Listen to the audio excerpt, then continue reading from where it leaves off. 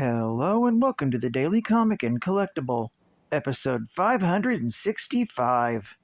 Now today, the collectible of the day is the Kotobukiya Artfx Plus Marvel Now Collection Amazing Spider-Man line Spider-Man Statue with Magnetic Base. In 1962, Stan Lee created the character of Spider-Man. The teenage Peter Parker, granted extraordinary powers by the bite of a radioactive spider. With great power comes great responsibility, and Spider-Man would use the power to save lives and protect the innocent. The innovative superhero has gone on to become one of the most popular and famous characters of all time, appearing in hundreds of comic books, television shows, and a huge comic book blockbuster film franchise. The Amazing Spider-Man is always in the middle of the action, and this fantastic Artfx Plus presentation captures him in one of his most iconic poses. The heroic Peter Parker crouches low to the ground, ready to spring up at a moment's notice.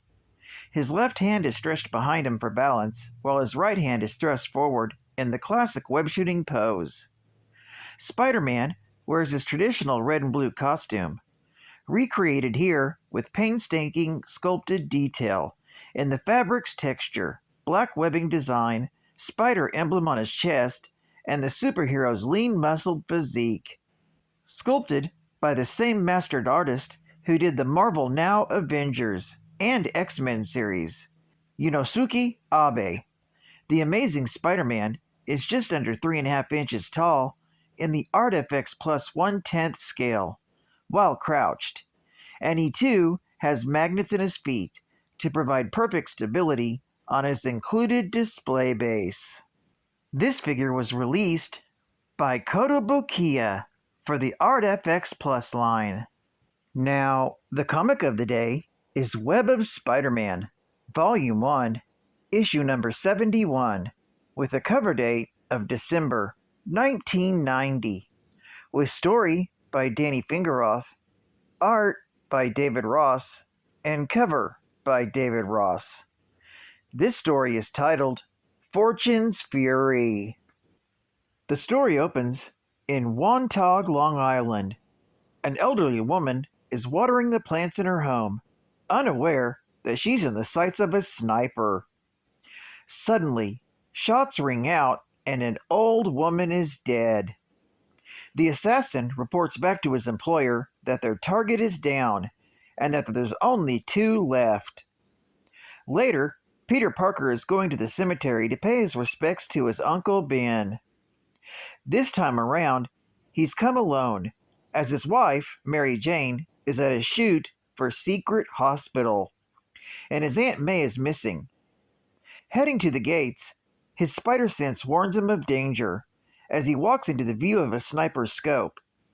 Suddenly, Peter is no longer in its sights, as if it suddenly disappeared.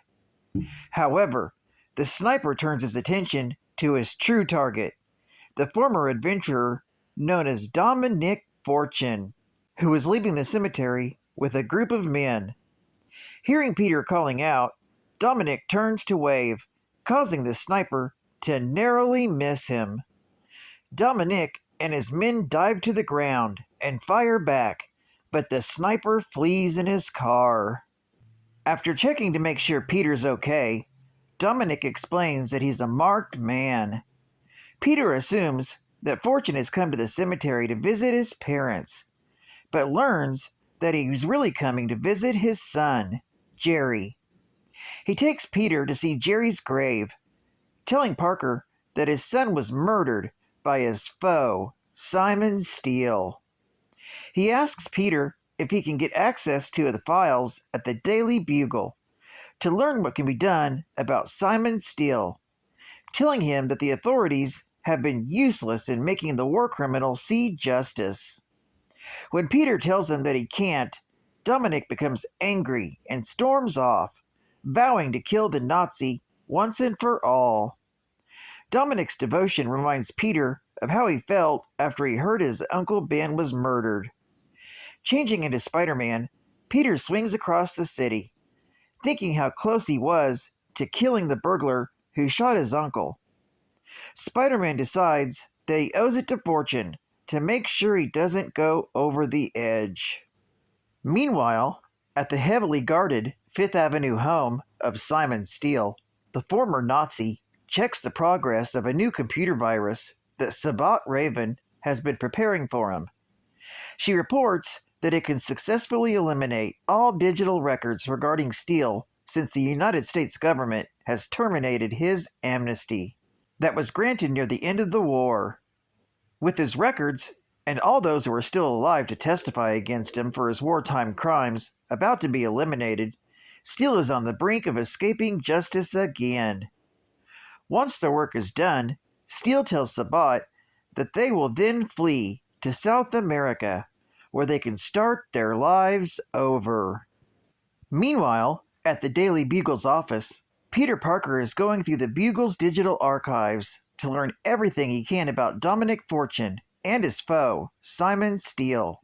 He reads an interview given by Fortune where he explains that just before World War II really began, he and Sabbat were in Rotterdam. When they all had an argument, Raven fled, and that was the last time that Fortune saw her. Mere hours later, the Germans invaded Rotterdam.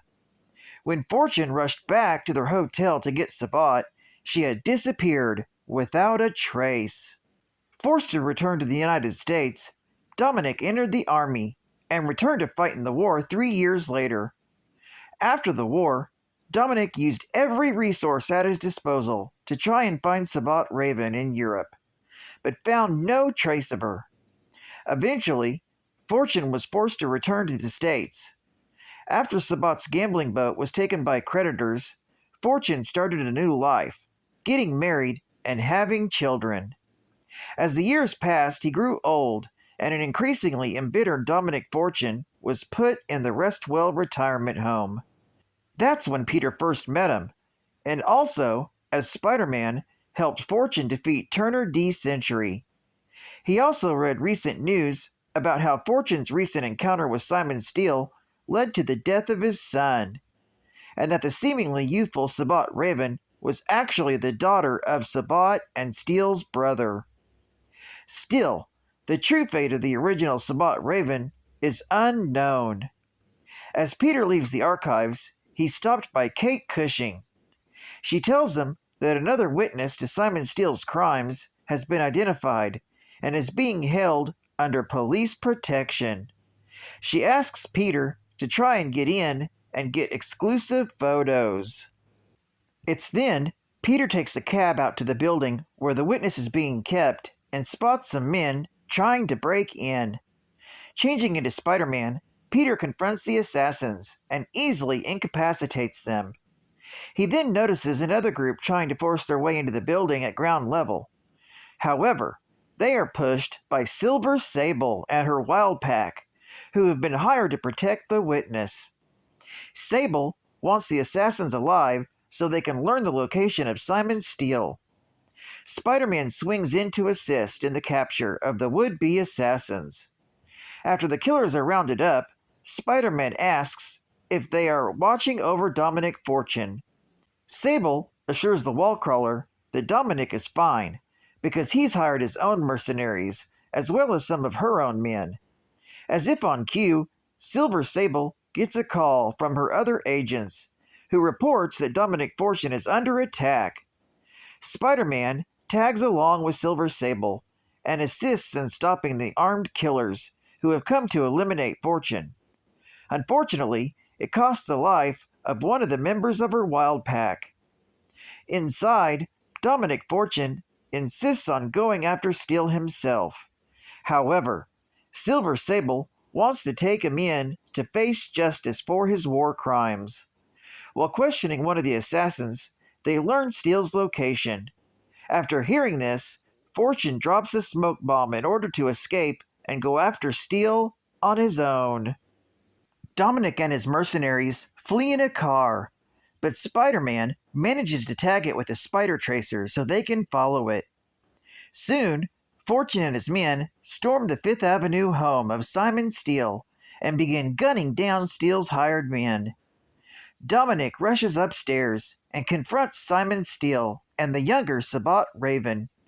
He quickly disarms both and is about to eliminate Simon Steele when Spider-Man, Silver Sable, and the Wild Pack arrive. Sable orders Dominic to stand down and threatens to shoot him. Spider-Man gets between the two and convinces Dominic. Suddenly, another person enters the room and tells Dominic not to let Steele make him a murderer. To everyone's surprise, it's the elderly Sabbat Raven. However, before any answers can be given, Simon Steele and his niece drop a glass barrier between them and the heroes and abscond with the real Sabbat Raven. As they make their escape, Steele activates a device that causes his Fifth Avenue home to explode. This story is continued in Web of Spider-Man, issue number 72. Geek Fact: Dominic Fortune knows Peter Parker because he briefly lived at the Restwell nursing home with Aunt May in Marvel Team-Up, issue number 120, from August of 1982. And the reason he gets upset with Peter for not allowing Dominic access to the Daily Bugle's files is because he granted him access before in Web of Spider-Man, issue number 10, released in September 1985. Bonus Geek Fact: both Fortune and Steele were alive and active during World War II, as seen in Avengers 1959, a 5-issue series running from 2011 to 2012. Dominic was an ally of Nick Fury and Kraven the Hunter, so he would have had access to the same age-slowing formulas. In Steele's case, the Nazis had access to many forms of age-slowing and stasis-creating chemicals also, so the possibilities that their aging was slowed or being put in some kind of stasis is possible. State-of-the-art gaming. Sega. The new generation. New Master System 2. Ready, fight. Sega offers you the new generation in video gaming excitement. Master 8-bit technology with the new sleek design of the Master System 2, which plays all Master System games and has a great new low price of under $60. And experience Genesis, the first and only video game with true 16-bit technology that lets you bring the arcade experience home with a new generation of vivid graphics, dynamic sound, and unsurpassed gaming. Whether it's 8-bit or 16-bit, there's a new generation of hot gaming titles for both systems. Games include Michael Jackson's Moonwalker, Ghostbusters, and many, many more. Only from Sega Genesis. And final geek fact: David Jerome Fortunoff was born in New York City in the 1920s and quickly ended up on the wrong side of the law. After ratting out the gangster Olga Comiglia, he relocated to California and renamed himself Dominic Fortune. In the 1930s, he became a well-known and successful costumed fortune-seeking adventurer.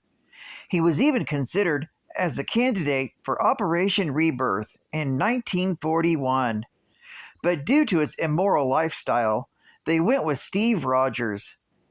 After years and years of dangerous missions, he eventually retired and returned to being David Fortunoff and became a Pontiac salesman in Nassau County, New York, where he married and had 2 kids.